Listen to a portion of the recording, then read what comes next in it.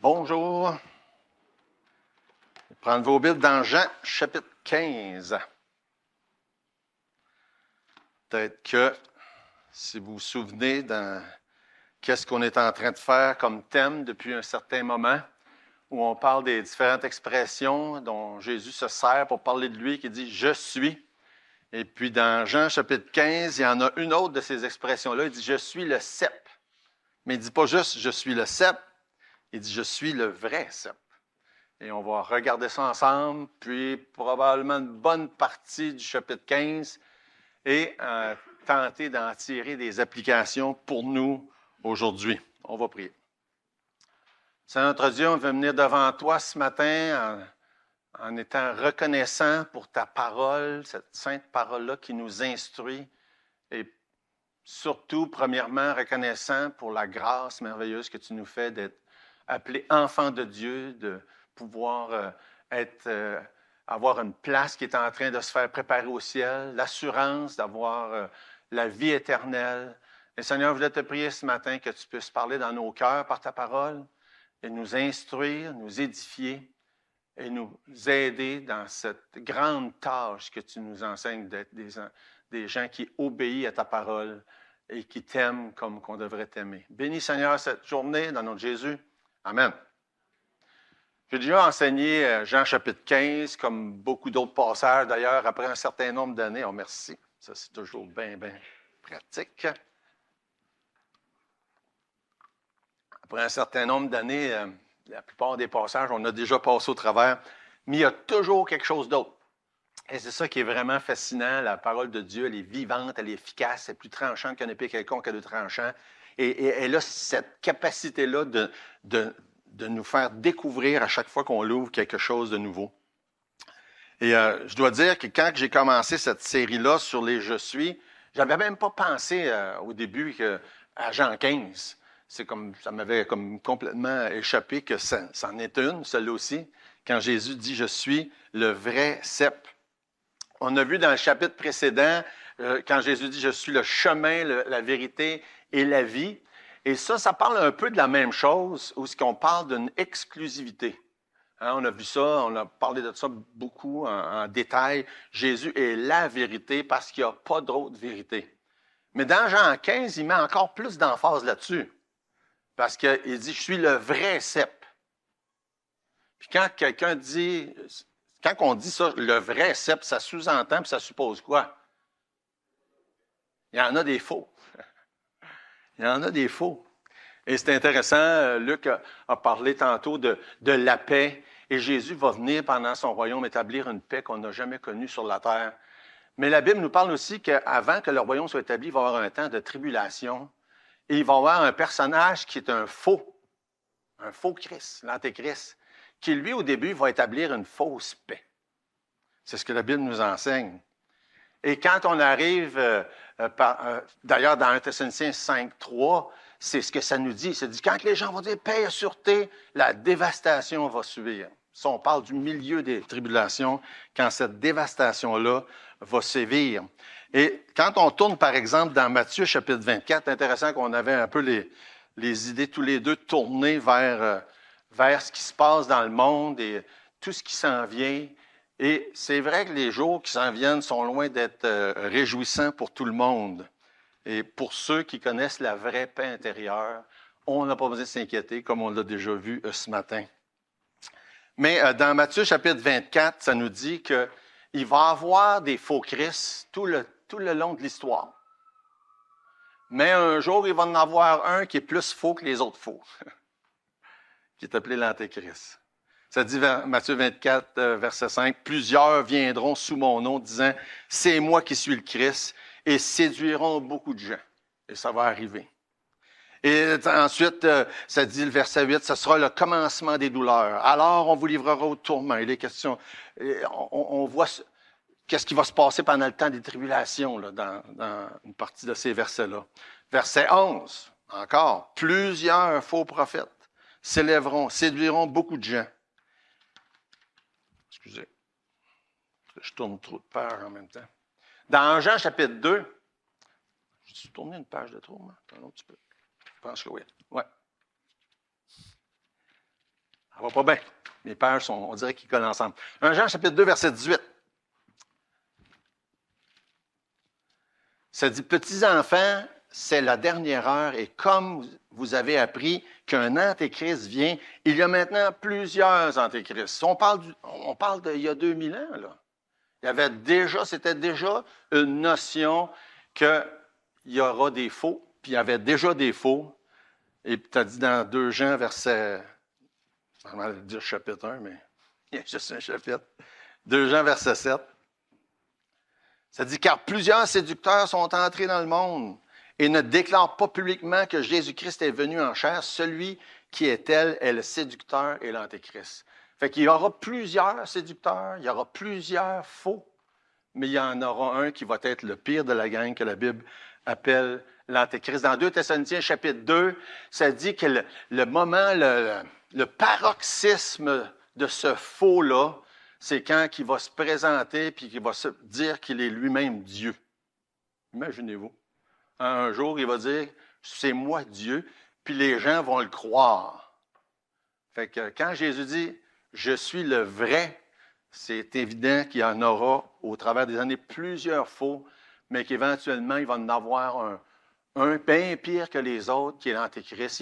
Il va même contrôler le monde d'une manière à ce qu'il y ait un semblant de paix pendant un certain temps, jusqu'à ce moment-là. Dans Matthieu 24, ça dit, ça c'est ce qu'a parlé le prophète Daniel, Matthieu 24, verset 15, ça dit, c'est pourquoi lorsque vous verrez l'abomination de la désolation dont a parlé le prophète Daniel établi en lieu saint, que celui qui lit fasse attention, ce moment-là, quand que le faux va dire, c'est moi qui est Dieu, s'assis sur le trône.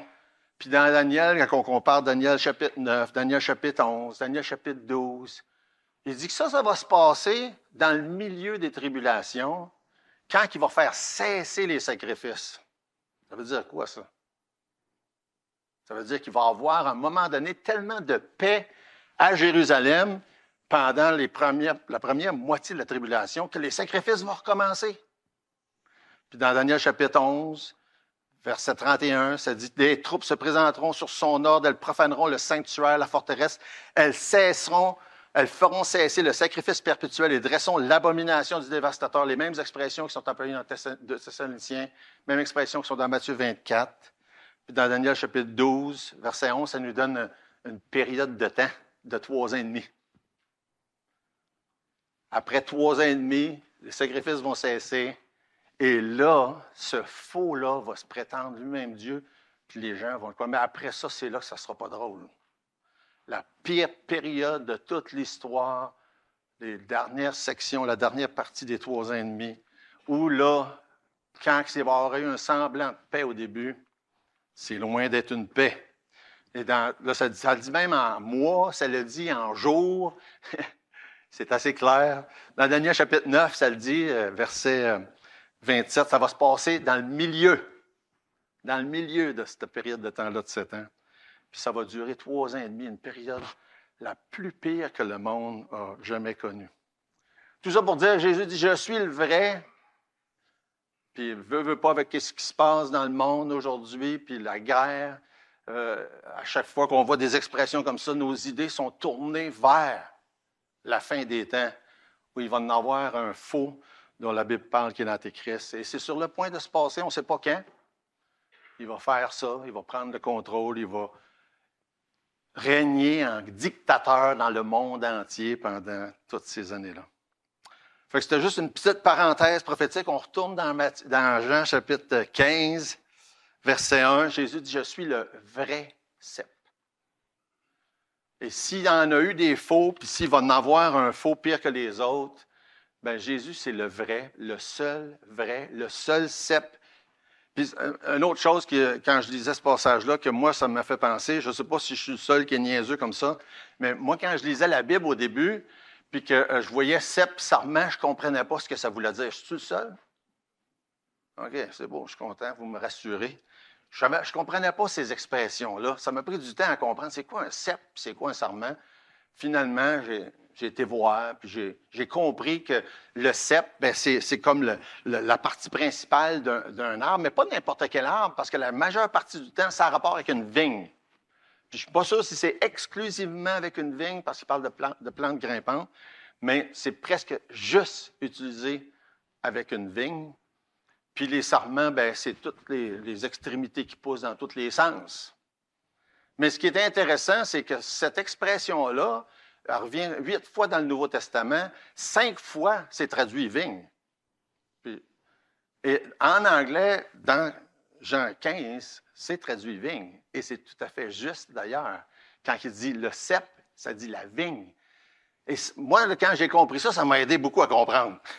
Qu'est-ce qu'elle s'en est? Jésus, c'est l'arbre, c'est la vigne. Puis, dans le même passage, bien, toutes les branches, ce sont les sarments, bien, ce sont les chrétiens. Puis là, ça dit dans le même verset, je suis le cep et mon père est le vigneron. Fait que ça, c'est pas compliqué non plus. Dieu le Père, c'est le vigneron. C'est toujours lui qui est considéré comme celui qui s'occupe de toute la plantation. Dans 1 Corinthiens chapitre 3, verset 6, ça dit « J'ai planté, Apollos a arrosé, mais Dieu a fait croître. » Ensuite, verset 7, « En sorte que ce n'est pas celui qui plante qui est quelque chose, ni celui qui arrose, mais Dieu qui fait croître. » Dans la parabole du sommaire, c'est encore la même chose. C'est Dieu qui fait croître. C'est lui qui s'occupe. C'est lui qui veille à ce que toute la plantation au complet soit en bonne santé, puis s'occupe de toutes choses. Et dans le texte de Jean chapitre 15, comme dans beaucoup d'autres passages, Jésus parle beaucoup de sa relation avec le Père. Fait que c'est pas étonnant qu'il commence avec ça. Je suis le cep, vous êtes les sarments, puis mon Père, c'est lui qui s'occupe de la vigne. C'est lui le grand boss. C'est lui le propriétaire. Et Jésus parle, on va le voir tantôt, de sa relation avec le Père, de sa relation d'amour et d'obéissance, qui est notre modèle. C'est le modèle pour tout le monde. C'est comment Jésus a vécu sa relation avec le Père. Jean, chapitre 15, verset 10, ça dit « Si vous gardez mes commandements, vous demeurerez dans mon amour, de même que j'ai gardé les commandements de mon Père et que je demeure dans son amour. » Fait que la relation d'amour entre Dieu, le Père, puis Dieu le Fils, c'est une relation d'amour, mais qui est aussi une relation de soumission du Fils envers le Père. Et ça, c'est un autre élément important en ce qui concerne comment que chacun d'entre nous, on devrait agir et devrait être. Deuxième chose qu'on voit, verset 2, c'est le but. Le but d'une vigne, c'est quoi? Produire du fruit. Le but d'une vigne, c'est produire du fruit. Le verset 2, c'est un bon verset pour ceux qui prennent les cours d'herméneutique. Hein? Je n'ai pas vu Maurice. Ce serait un bon devoir à aller faire pratiquer, utiliser les règles d'herméneutique. J'étais dans le cours cette semaine, puis il y a plusieurs règles en herméneutique. Une première règle, c'est qu'on doit étudier la Bible d'une manière littérale. On doit l'étudier d'une manière contextuelle. Puis on doit aussi l'étudier Bible comparée avec la Bible, parce que la Bible, c'est le meilleur outil pour interpréter la Bible. Et dans Jean chapitre 15, verset 2, on se rend vite compte que si on ne fait pas ça, on va avoir de la misère à comprendre. On va avoir de la misère à comprendre ce verset-là. Il faut mettre en application des règles de base de l'herméneutique. Particulièrement, la partie du verset, quand ça dit « Tout serment qui est en moi et qui ne porte pas de fruit, il le retranche. » Et là, beaucoup de gens vont se gratter la tête, faire comme ça. Là. Ça veut dire quoi, ça? Ça veut-tu dire que là, Dieu va prendre des gens sauvés puis les retrancher puis qui ne seront plus sauvés? Parce que c'est souvent ça. Si vous saviez combien de fois je me suis fait poser la question, qu'est-ce que ça veut dire ou qu'est-ce que ça implique, Jean 15, 2, je ne sais plus combien, très, très souvent, parce que ça fait susciter des questionnements sur est-ce que ça se peut qu'on puisse, un coup qu'on est sauvé, puis être sauvé? C'est ça que ça veut dire? Bien là, une des règles de l'herméneutique, c'est quoi? Bien, on interprète la Bible avec la Bible, puis quand on a un passage où on nous fait poser des questions qui semblent pas marcher avec d'autres passages, bien, on va voir d'autres passages. On va voir ce que la Bible dit ailleurs. Puis c'est là-dessus qu'on se base, quand ça semble pouvoir nous diriger dans une autre direction. Fait qu'on va voir ailleurs, et il y a plein de passages dans la Bible où ça nous dit que si quelqu'un est sauvé, c'est impossible qu'il soit plus sauvé. Fait que ça répond à cette question-là. Fait que là, à ce moment-là, on se dit, bon, ben là, c'est quoi que ça veut dire, ça? C'est pas nécessairement, on n'a pas nécessairement toujours la réponse à cette deuxième partie de la question. Je vais vous lire une petite citation que j'ai trouvée qui était brillante. Je suis toujours intéressé de lire des choses de gens brillants. Je me dis souvent, je dis, comment ça, j'ai pas pensé à ça, moi? Mais la réponse est dans la question. Il n'y en a pas beaucoup qui ont catché, là. Ça vient de la Bible annotée. J'aime beaucoup la Bible annotée en passant. Ça dit « Un homme peut de diverses manières appartenir extérieurement à Jésus-Christ en se rattachant à son Église, en professant la foi chrétienne sans avoir part à la vie sanctifiante du Christ. Tôt ou tard, il sera retranché, exclu de cette communion apparente avec le Sauveur, mais les vrais sarments portent du fruit. » Et la parabole du semeur nous montre la même chose. Hein? La parabole du semeur nous montre ça. Il y en a qui, en apparence, ont du fruit, hein, que ce soit parmi les racines, que ce soit parmi les roches, mais qui n'ont pas. Puis il y a juste une place que la semence tombe, qui a du fruit, c'est quoi? C'est dans la bonne terre. Et là, ça porte du fruit. Fait que c'est de ça dont il parle encore. Il parle de la même chose. C'est juste de la manière que c'est dit, ça peut nous surprendre un peu, mais c'est encore la même chose. Fait qu'il y en a, si une branche est retranchée, c'est qu'elle ne portait pas de fruits, puis si elle ne portait pas de fruits, c'est parce qu'elle n'était pas sauvée. C'est ça que ça veut dire. Chaque arbre, Luc chapitre 6, verset 44, chaque arbre se reconnaît à son fruit. On ne cueille pas des figues sur des épines et l'on ne vendange pas des raisins sur des ronces. Et une partie de la vigne qui a eu la sève de la vie à l'intérieur va porter du fruit. Et ceux qui sont retranchés, c'est parce qu'ils ne portaient pas de fruit, c'était une apparence de fruit. Plein de passages, Jean chapitre 10, versets 28 et 29, « Je leur donne la vie éternelle, ne périront jamais, personne ne les ravira de ma main. » Jean, verset 29, « Mon Père qui me les a donnés est plus grand que tous. Personne ne peut les ravir de la main de mon Père. » Éphésiens 1, 13, « En lui aussi, après avoir entendu la parole de la vérité, l'évangile de votre salut, en lui vous avez cru, vous avez été scellés du Saint-Esprit qui avait été promis, lequel est un gage de notre héritage pour la rédemption de ceux que Dieu s'est acquis pour célébrer sa gloire. » Et il y en a des dizaines et des dizaines d'autres de passages comme ça. Probablement un des plus beaux. Jean 5, verset 24, je suis convaincu qu'il y en a qui savent par cœur. Est-ce quelqu'un qui peut commencer à citer Jean 5, 24 par cœur? Je m'attendais à toi, justement. Je l'ai déjà entendu. Celui qui écoute ma parole et qui croit à celui qui m'a envoyé a la vie éternelle, ne vient point en jugement, mais elle est passée de la mort à la vie. Ça ne peut pas être plus clair que ça. Ça ne peut pas être plus clair que ça. Fait que l'engagement de Jean 15, c'est que si tu es sauvé, tu vas porter du fruit. Si tu ne portes pas de fruit, tu n'es pas sauvé. Ben là, on ne parle pas de porter du fruit à chaque jour, à chaque heure, puis le moment même, mais éventuellement, chacun qui est sauvé va porter du fruit. Ça implique ça qu'il y a des gens qui peuvent être ici, qui peuvent avoir l'apparence de quelqu'un de sauvé sans l'être. Parce que le salut, c'est par la foi seule, mais ça inclut, ça implique porter du fruit. Un jour ou l'autre.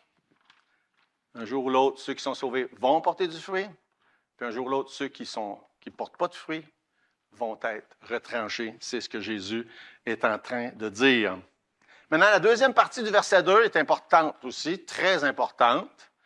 Puis probablement, même, je dirais que ça a un impact sur une bonne partie du chapitre. Ça dit, « Tout sarment qui porte du fruit, même si c'est un tout petit peu, il l'émonde afin qu'il porte encore plus de fruits. » Fait que tout sarment qui a eu la sève de l'Esprit de Dieu qui coule dans ses veines, qui est attaché solidement au cep qui est Jésus, va porter du fruit.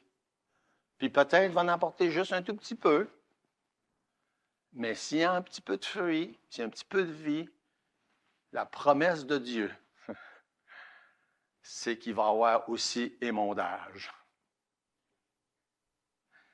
Il va y avoir aussi émondage. L'émondage, mais ça peut vouloir dire, dans certains cas, enlever certaines mauvaises habitudes, certains péchés, certaines mauvaises actions, peu importe. Prenez ce que vous pouvez imaginer, là, que Dieu décide qu'il l'enlève, il va l'enlever. L'émondage. Et l'émondage, ça peut se faire d'une manière très délicate par un bon vigneron qui sait très bien utiliser ses sécateurs. Mais dans certains cas, le vigneron sait que ça va provoquer une blessure, mais c'est nécessaire. Un ou l'autre. Et la Bible nous présente les deux. Dans certains cas, comme la Bible nous enseigne, si on confesse nos péchés, il est fidèle et juste pour les pardonner. Et ça va bien dans ce temps-là. Hein? L'émondage se fait de manière douce. Mais si l'émondage ne se fait pas de cette manière-là, des fois, elle se fait comme ça nous explique dans Hébreux chapitre 12, où comme un bon père qui aime ses enfants, Dieu doit châtier ses enfants de temps en temps. Et l'émondage peut se faire de cette manière-là, puis des fois, mais ça fait beaucoup plus mal. Mais l'émondage est normal, et même plus que normal, je dirais, selon ce qu'on lit dans Hébreux 12, s'il n'y en a pas, c'est pas normal. C'est comme, il est supposé d'avoir de l'émondage si on fait partie de la vigne. Il est supposé. Mais j'ai trouvé une image intéressante quand j'écoutais, je vous l'ai déjà dit, j'aime ça écouter des vidéos de n'importe quoi sur YouTube, particulièrement des choses comme en anglais on dit D-I-Y. Savez-vous ce que ça veut dire? Do it yourself. Les affaires d'apprentissage, comment faire des choses. Moi, j'aime. J'essaie de n'importe quel sujet. Puis là, j'ai vu un passer, je pense que c'était hier. Le gars, il montre comment ranimer des batteries. Hein, qui sait qu'il y a des batteries mortes là, dans les outils électriques, là? Hein? Il montre comment ranimer des batteries mortes. En tout cas, je vais vous donner le truc parce que ça a rapport à ce qu'on parle. Une batterie morte, mettons, moi j'ai des Ward, je ne veux pas faire de publicité, mais en tout cas. Si tu mets ça sur le chargeur et il n'y a pas rien qui se passe, là, il n'y a pas de lumière qui allume, pas bon. Le gars, il explique une chose intéressante que j'ai dit, je ne savais pas ça. Il dit, si ta batterie n'a pas un tout petit peu de charge, le chargeur ne la reconnaît pas. Fait que tu prends une autre batterie, puis là, tu jump. Chercher un mot en français pour ça. Tu connectes, c'est pas mieux. En tout cas, c'est quoi qu'on dit? Branche. Branche un terminal positif de un avec le positif de l'autre, le négatif de l'un avec le négatif de l'autre. Ça donne une petite charge à la batterie. Puis là, quand tu le mets sur le chargeur, il la reconnaît. Je me suis dit, quelle belle image pour ça. Ça prend un petit peu de vie à l'intérieur. Un petit peu de fruit. Dieu nous reconnaît comme un des siens. Puis c'est là qu'il nous émonde pour qu'on porte plus de fruits. Il nous met sur le chargeur. L'image de ça. Quelle image. Ça prend un petit peu de jus, un petit peu de vie, un petit peu de fruit. Mais s'il y a du fruit, ça nous promet. Puis là, on est juste rendu au verset 2. Ça nous promet, Dieu nous promet qu'il va nous émonder pour qu'on porte encore plus de fruits. J'ai beaucoup apprécié cette image-là parce que moi, ça m'aide à... Ah ben oui, c'est vrai, c'est une belle image de ça. Le but, c'est qu'on porte tous du fruit. Jean chapitre 15, verset 8, on va se promener dans plusieurs des versets. « Si vous portez beaucoup de fruits, c'est ainsi que mon Père sera glorifié et que vous serez mes disciples. » C'est quoi qui revenait dans le chapitre 14, et on voit ça dans plusieurs passages. L'idée, c'est que Dieu veut qu'on porte beaucoup de fruits, mais si on en porte juste un petit peu, il va nous émonder pour qu'on en porte plus. Puis plus qu'on va porter de fruits, plus que le Père va être glorifié. C'est répété dans de nombreux passages dans la Bible. Ça devrait être notre but, que vous puissiez glorifier Dieu en toutes choses. 1 Corinthiens 10, 31, que vous mangiez, que vous buviez, que vous fassiez toute autre chose. Faites tout pour la gloire de Dieu. Colossiens 3, 17, quoi que vous fassiez en parole ou en œuvre, faites tout au nom du Seigneur Jésus, en rendant en lui des actions de grâce à Dieu le Père. Colossiens 3, 23, tout ce que vous faites, faites-le de bon cœur, comme pour le Seigneur, non pour des hommes. 1 Pierre 4, 11, si quelqu'un parle, que ce soit comme annonçant les oracles de Dieu, si quelqu'un remplit le ministère, qu'il le remplisse selon la force que Dieu communique, afin qu'en toute chose, Dieu soit glorifié par Jésus-Christ, à qui appartiennent la gloire et la puissance au siècle des siècles. Dieu est glorifié quand on porte du fruit parce que c'est lui qui fait ça en nous. Ça le dit dans Jean 15, versets 4 et 5. « Demeurez en moi et je demeurerai en vous. Comme le sarment ne peut de lui-même porter du fruit s'il ne demeure attaché au cep, ainsi vous ne le pouvez pas non plus si vous ne demeurez pas en moi. » Puis ça répète à peu près la même chose au verset 5. « Je suis le cep, vous êtes les sarments, celui qui demeure en moi et en qui je demeure porte beaucoup de fruits, car sans moi, vous ne pouvez rien faire. » Rien faire. Et cette notion-là de porter du fruit puis que Dieu est monde, ça nous enseigne de plus en plus qu'on dépend constamment de lui et c'est lui qui va en recevoir toute la gloire parce que tout se fait par Dieu, tout se fait par sa grâce. Verset 6. Évidemment, tout ce chapitre-là nous parle de la communion avec Dieu qui se fait au travers de l'amour puis de l'obéissance. Si quelqu'un ne demeure pas en moi, il est jeté dehors comme le sarment et il sèche, puis on le ramasse, on le jette au feu et il brûle. Puis évidemment, on vient juste de mettre clair que on parle de gens qui avaient juste l'apparence et non pas des gens sauvés. Quand on étudie la Bible, qu'on compare avec la Bible, on ne peut pas arriver à une autre conclusion de ça. D'ailleurs, dans plusieurs passages, comme 2 Timothée, chapitre 3, verset 5, ça nous dit « Ayant l'apparence de la piété, mais régnant ce qui en fait la force », dans 1 Jean 2, 19, « Ils sont sortis du milieu de nous, mais ils n'étaient pas des nôtres. Car s'ils avaient été des nôtres, ils seraient demeurés avec nous. » Fait que ceux qui ne demeurent pas, c'est qu'ils n'étaient pas des nôtres. C'est ce que ça dit. Mais cela est arrivé afin qu'il soit manifeste que tous ne sont pas des nôtres. Et de là l'importance de revenir à la base qui est la foi en Jésus. Je jasais avec ma fille hier, puis elle me parlait d'une discussion qu'elle avait eue avec quelqu'un qui était troublé, puis il disait « Ah ben non, je ne suis pas sauvé, oui, j'ai placé ma foi en Jésus, mais je n'ai pas le fruit, ainsi de suite. Je n'ai pas l'amour que je devrais avoir. » Je dis « Oui, mais il ne faut pas perdre de vue que c'est une question de foi et de foi seule. Le fruit, ce n'est pas nous autres qui le fait, là. C'est Dieu qui le fait. Nous, tout ce qu'on est responsable, c'est de croire. C'est en Dieu, par Dieu, avec Dieu, que tout le reste se fait. Tout ce qu'on est responsable, c'est de croire. Troisième chose, Jésus, en tant que vraie vigne ou vrai cep, fait des promesses, verset 7. Si vous demeurez en moi, que mes paroles demeurent en vous, demandez ce que vous voudrez, cela vous sera accordé.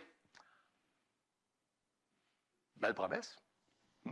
Demandez ce que vous voudrez. Et il y a des gens qui se servent de ça. Je pense que c'est Jonathan qui en a parlé la semaine passée. Les prédicateurs de la... Comment c'est quoi l'expression? Oui, mais une autre expression qui est prospérité.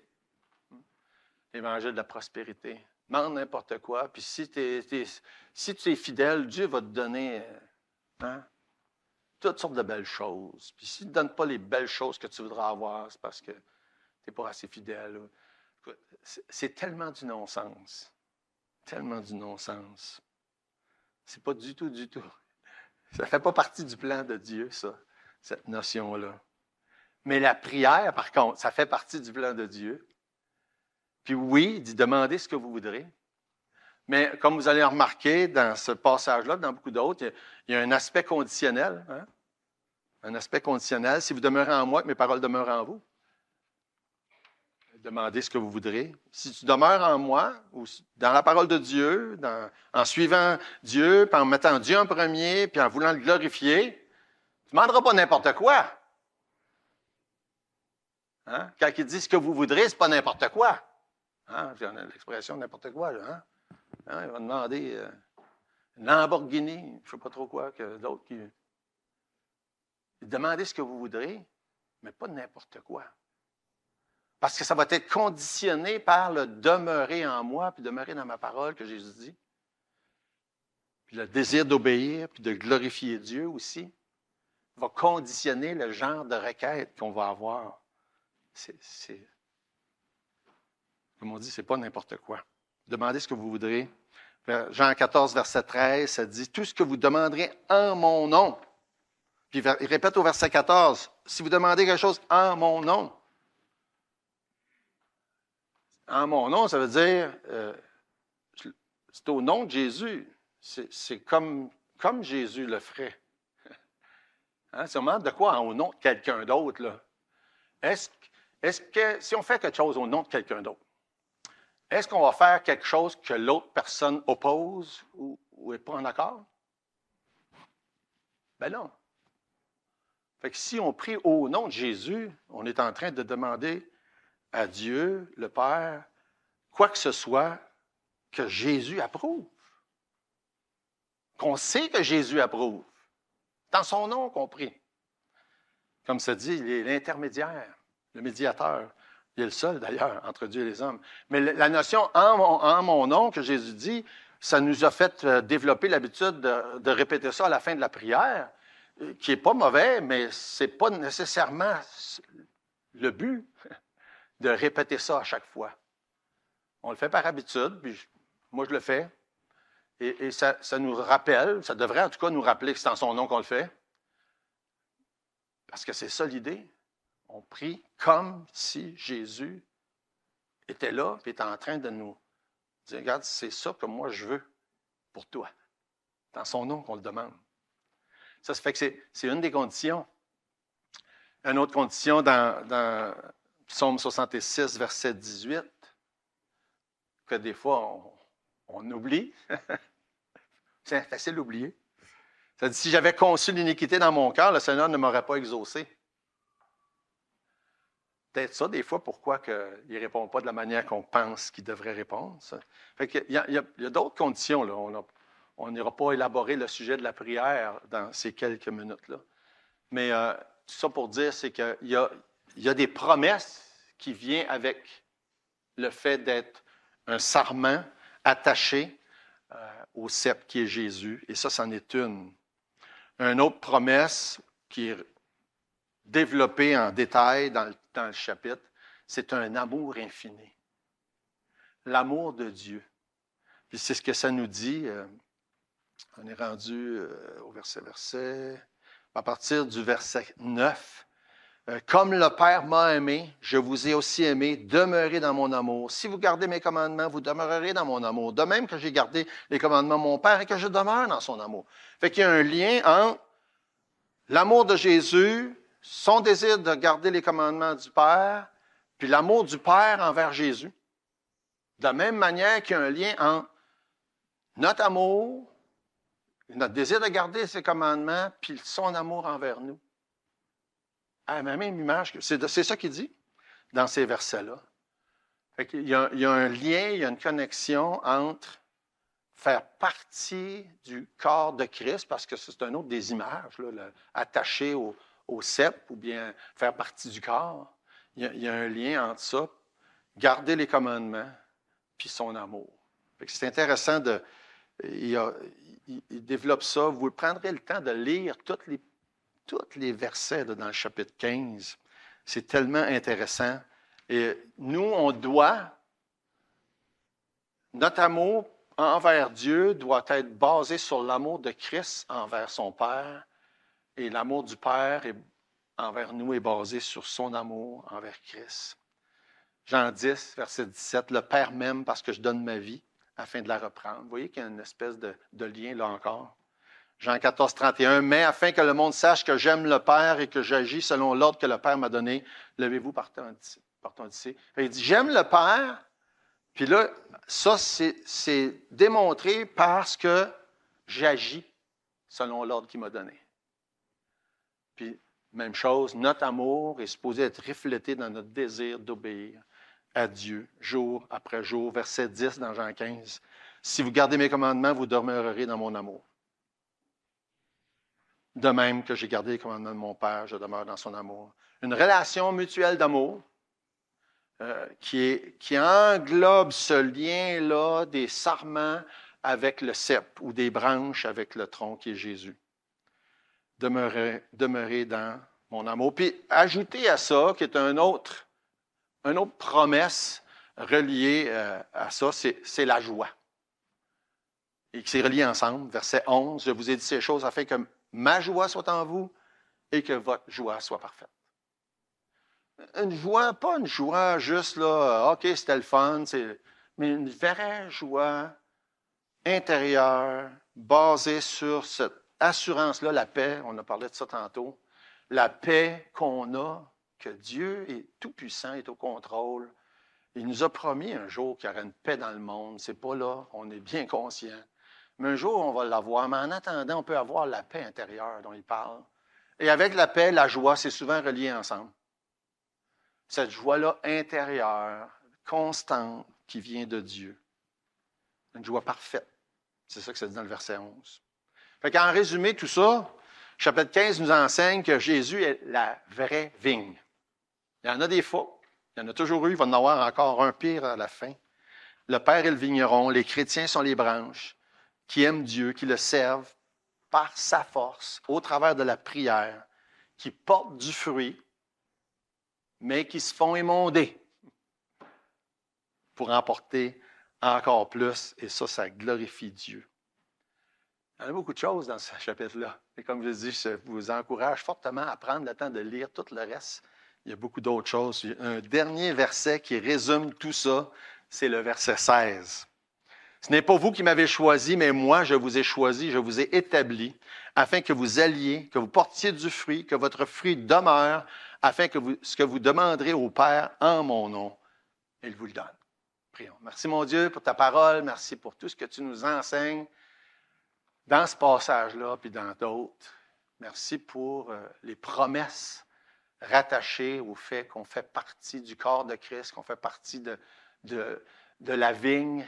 Et merci que si on porte du fruit, ça veut dire qu'on a la vie. Et si on porte du fruit, mais malgré que de temps en temps, on va être émondé, c'est toujours pour qu'on porte plus de fruits. Merci Seigneur. Bénis cette journée. Bénis cette parole-là dans nos cœurs, dans notre Jésus. Amen.